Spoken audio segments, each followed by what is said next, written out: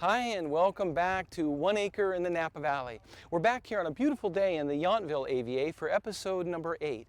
Now episode number 8 focuses primarily on the last parts of the trellising system, the wires that we have to run. As you can see, we've run 2 sets of wires that are up higher than our fruiting wire. Why do we need these? Well, let's drop down and have a look at the plant and it'll make sense why. Now if we look here at the vine, this little plant is still in dormancy. It hasn't begun to push yet, all the buds are swelling a bit.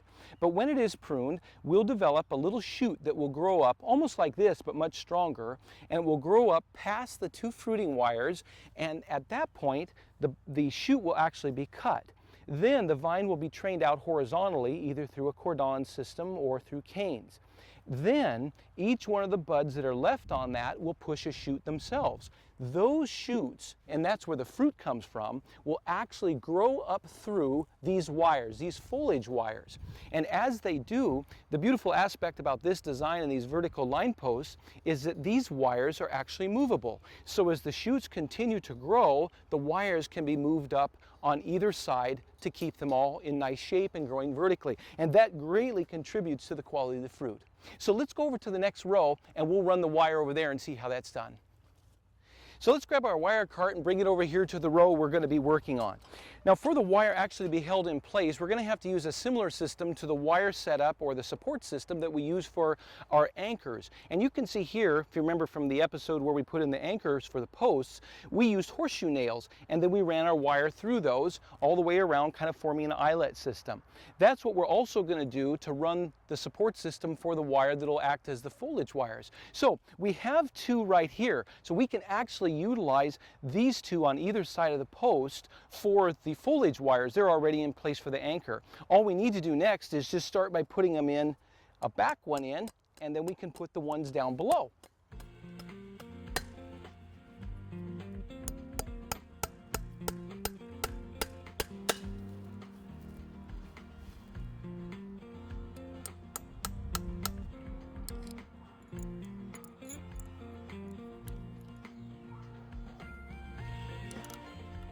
So with our horseshoe nails in place, forming our little eyelets, we can then thread and feed the wire through that. We'll start with the lower one, feed it right through our horseshoe nail and start pulling out the wire. And if you have a little cart like this, it's really easy for one person to do it by themselves to pull the wire out. As we come by each one of the vertical line posts, then we can set the wire in each one of the slots that it's going to rest in, and that keeps it nice and straight as we continue to pull the wire out. You don't want to go too fast, because if you get that spool going too quickly back there and you stop, then it'll just keep spinning even though you've stopped and kind of create a rat's nest, which just slows the whole process down.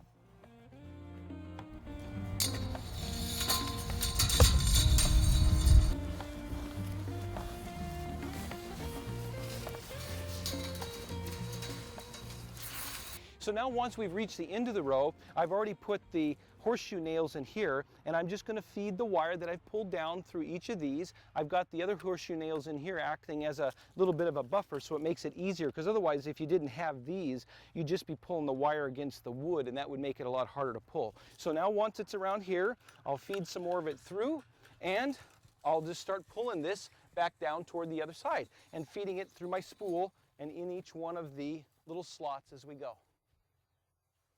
And you can see the wire feeding the other way as we progress along. It's just coming back toward me. And with those horseshoe nails in there, acting as a little bit of a buffer between the wood and the wire, it pulls actually relatively easy.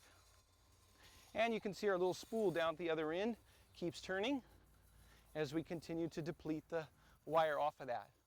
So once now back at the beginning end of our row, we'll slide the wire through our little horseshoe nails, and I'm going to come all the way around on this side and go under and pull it a little tight, feed this one right through our beginning point, and now the wire is set. Now of course we need to have a way to attach it and to keep it in place and fasten.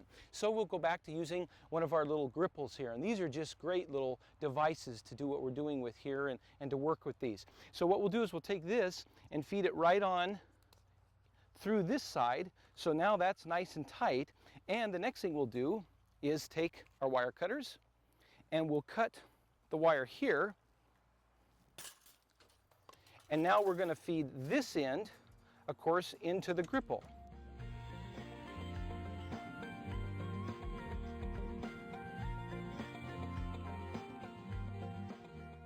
So the wire needs to be left relatively loose so it has some play in it, because otherwise it would be so tight we couldn't continue to move it up.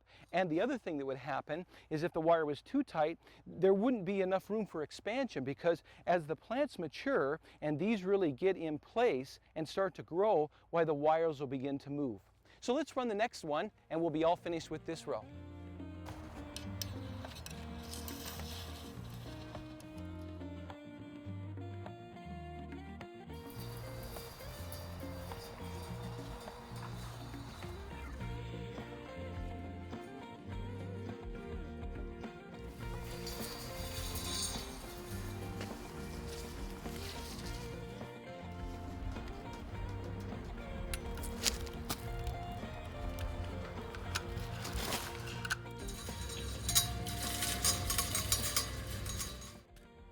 Well, with that, our trellising is all complete, and we're all ready for bud break, which is really a very exciting time of the year here in the Napa Valley as the season gets underway.